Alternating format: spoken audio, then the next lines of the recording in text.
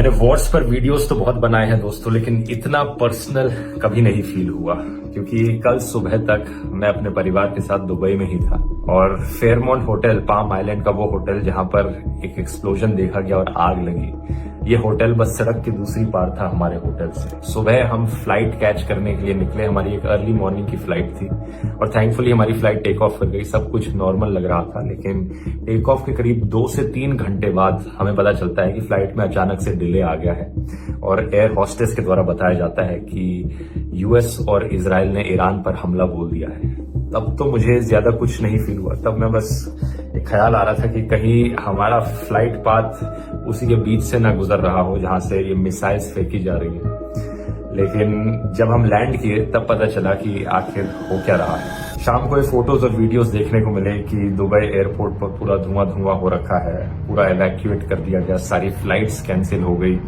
और इवन बुर्ज खलीफा के पास ड्रोन्स को इंटरसेप्ट किया जा रहा है। बुर्ज अल अरब पर मिसाइल्स को इंटरसेप्ट करने के बाद उसका डेब्री गिर रहा है, उससे कहीं पर आग लग रही है। ये बहुत ही शॉकिंग था देखना।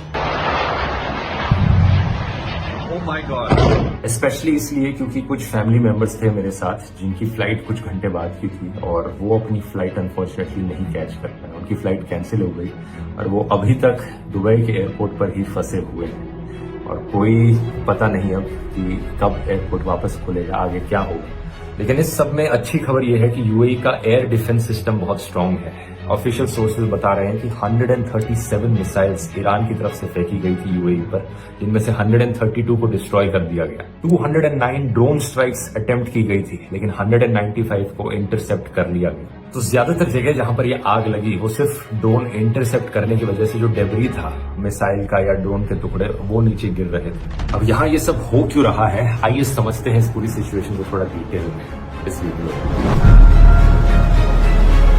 अमेरिका और इजराइल ने मिलकर ईरान पर फुल स्केल मिलिट्री अटैक शुरू कर दिया है।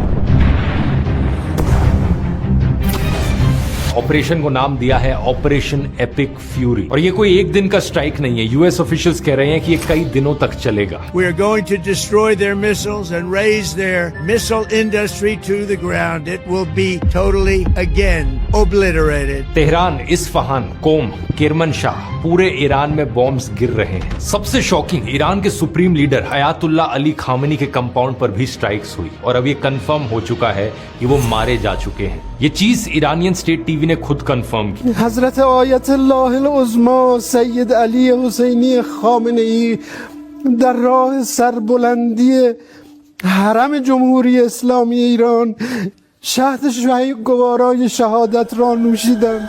ईरान में अब 40 दिन की नेशनल मॉर्निंग और 7 दिन की छुट्टी का ऐलान किया है। खामेनी अपने ऑफिस में थे जब ये स्ट्राइक हुई। इसके साथ साथ उनकी बेटी, उनके दामाद और पोती की भी जान गई है। इसके अलावा ईरान की सेना के कई सारे टॉप कमांडर्स भी एक डिफेंस काउंसिल मीटिंग में मारे गए। ट्रंप ने कहा, the people that make all the decisions, most of them are gone. और तेहरान की सड़कों पर इसका रिएक्शन बटा हुआ रहा। एक तरफ कुछ लोगों ने जश्न मनाया तो दूसरी तरफ कुछ लोग रो रहे थे। जवाब में ईरान ने सिर्फ इजराइल पर ही नहीं बल्कि यूएई, कतर, बहरीन, कुवैत सब पर मिसाइल्स दागे हैं। दुबई में धमाके सुनाई दिए। आबू धाबी में एक इंसान की जान गई मिसाइल डेब्री की वजह से। दोहा में यूएस के अल उदैद एयरबेस की तरफ धुआं उठ रहा है। बहरीन में यूएस नेवी के 5th फ्लीट बेस पर तो डायरेक्ट हिट हुआ, जिसका ये बहुत ही शॉकिंग वीडियो भी सामने आया।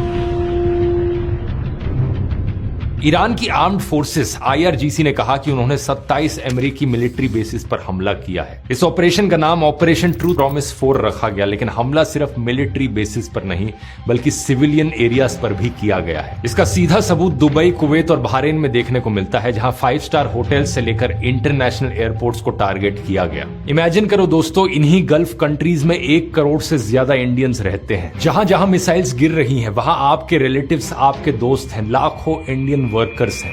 इंडिया की एम्बेसी ने एडवाइजरी जारी की है कि इंडियंस अटमोस्ट कॉशन बरतें। इजराइल में भी अकेले 18,000 से ज्यादा इंडियन स्टूडेंट्स हैं। ज्यादातर गल्फ देशों की पूरी एयर स्पेस को क्लोज किया जा चुका है, सारी फ्लाइट्स कैंसिल हो गई हैं। लेकिन अगर ये स्ट्राइक्स फुल स्केल वॉर में बदल गई तो इसका इम्पैक्ट और भी बहुत बुरा पड़ेगा। इंडिया अपना 50% से ज्यादा crude oil straight of Hormuz से इंपोर्ट करता है। अभी इंडिया 26 लाख बैरल्स ऑयल हर रोज गल्फ कंट्रीज से इंपोर्ट करता है। अगर ईरान ने हॉर्मुज को बंद कर दिया तो इंडिया का ऑयल सप्लाई रुक सकता है। रिपोर्ट्स आ रही हैं कि ईरान की फोर्सेस ने स्टेट बंद करने का ऐलान ऑलरेडी कर दिया है। एक्सपर्ट्स इसे इंडिया का नाइटमेयर सिनेरियो कह रहे हैं। सीधा असर होगा कि पेट्रोल डीजल महंगा हो गया, शिपिंग कॉस्ट बढ़ेगी, इन्फ्लेशन बढ़ेगी और रुपये पर और भी दबाव पड़ेगा। और यहां पर टाइमिंग भी देखिए दोस्तों, प्रधानमंत्री मोदी सिर्फ 2 दिन पहले इजराइल से लौटे हैं। 25-26 फरवरी को मोदी इजराइल में थे, नेतन्याहू के साथ डिनर कर रहे थे, उनके पार्लियामेंट नेसेट में स्पीच दे रहे थे। और अब ये देखो, इजराइल डिफेंस ऑफिशियल ने रॉयटर्स को बताया कि ये अटैक हफ्तों पहले ही प्लान हो चुका था। इसी कारण से कांग्रेस के लीडर्स ने सवाल उठाया है कि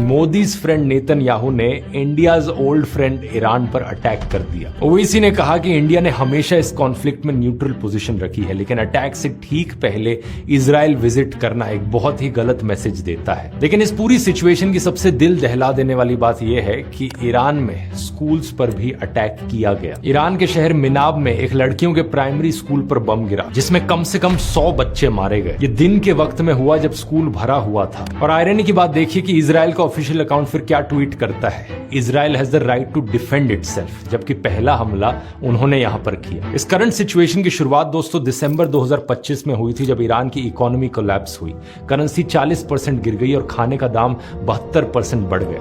ईरान में हिस्ट्री के सबसे बड़े प्रोटेस्ट शुरू हुए और ईरान की सरकार ने अपने ही लोगों पर गोलियां चलवाई।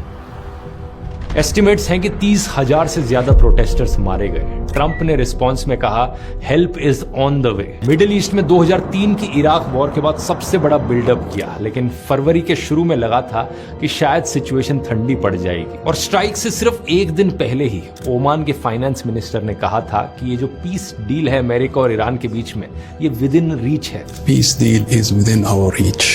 लेकिन अगले ही दिन बॉम्ब्स की बरसात होने लग जाती है। वॉशिंगटन पोस्ट के मुताबिक ये अटैक महीनों पहले ही प्लान कर दिया गया था। एलिजिडली सऊदी प्रिंस और इजराइल ने बार बार ट्रंप को लॉबी किया था ये करने के लिए। ट्रंप का ट्वीट देखो यहाँ पर, खुद को एकदम दुनिया का बॉस समझते हैं। ईरानियन लोगों को लिखते हैं कि when we are finished take over your government. ये स्क्रिप्ट साल 2003 की याद दिलाती है, जब अमेरिका ने इराक पर वॉर छेड़ी थी। वो वाली वॉर 20 साल तक चली, जिसका खर्चा अमेरिकन टैक्स पेयर ने दिया और नुकसान आम लोगों को हुआ। Russian forces are in the early stages of military operations to disarm Iraq and to defend the world from grave danger. अब यहाँ पर ईरान इराक से 2 गुना ज्यादा बड़ा है और बहाना दिया जा रहा है कि ईरान के डिक्टेटर को हटाने के लिए, ईरान के लोगों के लिए शांति और डेमोक्रेसी लाने के लिए ये सब किया जा रहा है। To prevent this very wicked, radical dictatorship, hour of your freedom is at hand. लेकिन देखने वाली बात यही होगी कि इससे आम लोगों को फायदा होता है या नुकसान। बहुत से लोगों को ऊपर ऊपर से देखकर लगता है कि ऑब्वियसली इससे फायदा ही होगा, आखिर एक देश का डिक्टेटर जो मारा गया है। लेकिन एक फॉरेन पावर का इस तरीके से इंटरफेयर करना चीजों को बद से बदतर भी बना सकता है। इसका सबसे बड़ा उदाहरण है गद्दाफी और सद्दाम हुसैन। दोनों बड़े क्रूर डिक्टेटर्स थे, लेकिन अमेरिका ने जब इन्वेड करके इन डिक्टेटर्स को हटाया तो ये देश और अनस्टेबल बन गए। आम जनता के लिए हालत बद से बदतर हो गई और नए आतंकवादी संगठन पैदा हो गए। अब सबसे बड़ा डर यही है, कहीं ईरान भी इस तरीके से अनस्टेबल ना हो जाए। अगर आपको इस पूरी सिचुएशन के पीछे जियोपॉलिटिक्स को डिटेल में समझना है, क्या इतिहास रहा है ईरान वर्सेस इजराइल और यूएसए का, तो इसे मैंने इस वाले वीडियो में समझाया है, यहां क्लिक करके देख सकते हो।